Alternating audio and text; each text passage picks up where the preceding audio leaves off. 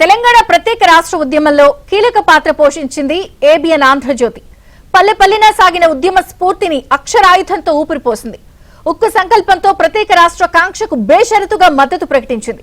ప్రత్యేక రాష్ట్ర ఉద్యమాన్ని ఆపాలంటే, ఉద్యమకారులను ఉక్కుపాదంతో అణిచివేయాలంటే ఉద్యమ వార్తల కవరేజీ తగ్గించాలని, ఏబిఎన్ ఆంధ్రజ్యోతి లాంటి నిఖార్సైన మీడియాను కట్టడి చేయాలని ఆనాడు కేంద్ర ప్రభుత్వానికి తేల్చి చెప్పింది శ్రీకృష్ణ కమిటీ. తెలంగాణపై ఆంధ్రజ్యోతి నిబద్ధతకు ఇంతకంటే నిదర్శనం ఏం కావాలి? ప్రత్యేక రాష్ట్ర సాధనలో తన వంతు పాత్ర పోషించిన ఏబిఎన్ ఆంధ్రజ్యోతిని ఇప్పుడు బదనాం చేసేందుకు కుట్రలు చేస్తున్నారు.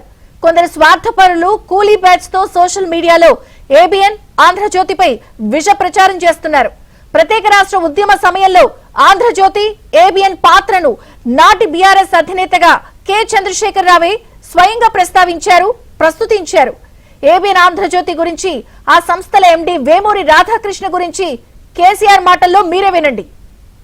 Definitely I agree. I sincerely agree. Since I am your friend and you are also my friend. And this is an open heart. అందరికన్నా నాకు సపోర్ట్ ఎక్కువ చేస్తూ వచ్చిన ఆర్టికల్స్ ఆంధ్రజ్యోతిలో వచ్చాయి. ఎవరు రాసినా మీరు ప్రచురించారు. ఎప్పుడు అంతే చేస్తాం. అది మీకు ఒక్కొక్కసారి నచ్చితే ఒకసారి నచ్చదు. అది వేరే. నాకు ఒక రైటర్ పేరుంది నాకు. For example I think is librarian Sangisetti Srinivas గారిని ఒక ఆయన రాశారు. What is wrong in KCR statement అని అతను రాస్తే అందరికన్నా ప్రముఖ స్థానం ఇచ్చి ప్రచురించిన పత్రిక కూడా ఆంధ్రజ్యోతి. నేను చదివాను ఆంధ్రజ్యోతిలోనే, మన దగ్గర ఉంది అది. మేము వాటిని ఫోటో స్టార్ట్ చేసి పంచాం.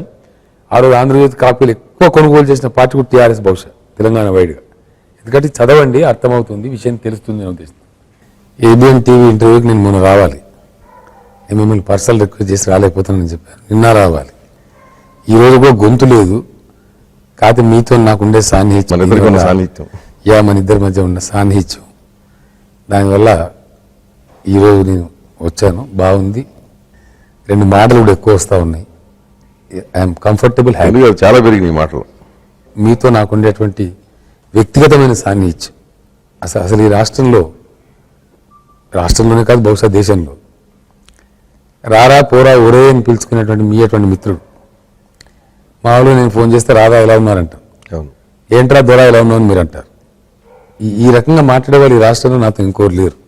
అసలు నువ్వు ఎవరు మాట్లాడినావు కదా. రాజకీయ నాయకుడు లేడు, పత్రికా అధిపతులు లేరు, ఇతరులు ఎవరు లేరు. ఎవరు చిన్నప్పటి క్లాస్మేట్స్ తప్పిస్తారు. మీకు తెలుసు నా గురించి, నేను ప్రత్యేకంగా చెప్పక్కర్లా. సో నేను మిమ్మల్ని పోగొట్టానుకో, నన్ను పోగొట్టుకోవటానికో లేదా వేరే ఉద్దేశంతో నేను చెప్పట్లా. ఈ మధ్య వాస్తవంగా నా మీద వచ్చిన ప్రొవొకేషన్ ఎక్కువ. మీరు రాశారు, ఒకప్పుడు వార్తలు రాశారు.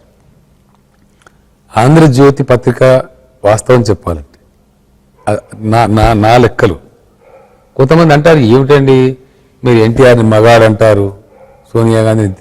నేను ఇవే బాబు, నేను ఉన్నది ఉన్నట్టు అంటారు తప్ప లేదంటే డబ్బా కొట్టడం నాకు అలవాట్లేదు. అబద్ధాలు చెప్పాల్సిన అవసరం కానీ ఆ కర్మగా నాకు ఈ వయసులో లేదు. నాకున్న పరిజ్ఞానం మేరకు బహుశా ఉంటే ఉండవచ్చు, maybe I'm wrong. I stand for correction.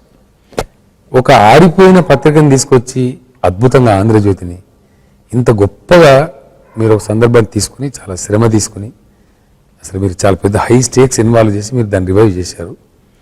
ఈరోజు ఒక ప్రముఖ పత్రిక కింద అది ఈ రాష్ట్రంలో ఉంది, ప్రజలు చదువుతారు. నేనైతే ప్రతిరోజు డిఫరెంట్ చదువుతాను. మీరు దాంట్లో కొన్ని భూముల అక్రమాల గురించి వార్తలు రాశారు. దాన్ని చాలా దుర్మార్గంగా, చాలా అన్యాయంగా ఖండించారు ఆ పెద్దలు, ఆ రోజుల్లో ఉన్న పెద్దలు. అవును, సరే, వారి గురించి నాకు మంచి నేను మాట్లాడదలుచుకోలేదు, చెడ్డ కూడా నేను మాట్లాడదలుచుకోలేదు. బట్ ఆ రోజు రాసిన వార్తలకు సంబంధించినటువంటి రిపోర్ట్స్ ఈ మధ్య టీఆర్ఎస్లో మేము కలెక్ట్ చేసాం. ఆ రోజు నుంచే కటింగ్స్ ఉన్నాయి టీఆర్ఎస్ లైబ్రరీలో.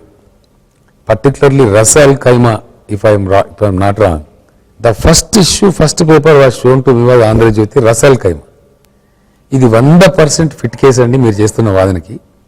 ఇది అసలు ప్రపంచంలో ఎవరిని పిలిచినా సరే, నేషనల్ ఇంటర్నేషనల్ జ్యూరీని పిలవమనండి, దిస్ స్టాండ్స్ ఫర్ స్క్రూటినీ, మీరు దీంతో స్టార్ట్ చేయండి మీ పోరాటం అని చెప్పారు. అంటే ఆ అంశాన్ని లేవనెత్తితే, ఒకరోజు మీరు లేవనెత్తారు, చాలా దుర్మార్గంగా మీరు తూలినాడారు.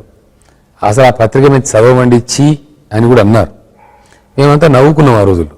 పత్రిక చదివేంత ఓపిక లేని వాళ్ళు రాష్ట్ర అధినేతలు అయితే ఎట్లుంటుంది అనేది. ఎందుకంటే మంచి రాస్తారు, చెడ్డ రాస్తారు, జర్నలిస్టులు క్లారిఫై చేసుకోవాలి, చెప్పాలి, నిరసన కూడా వ్యక్తం చేయొచ్చు. You have a right.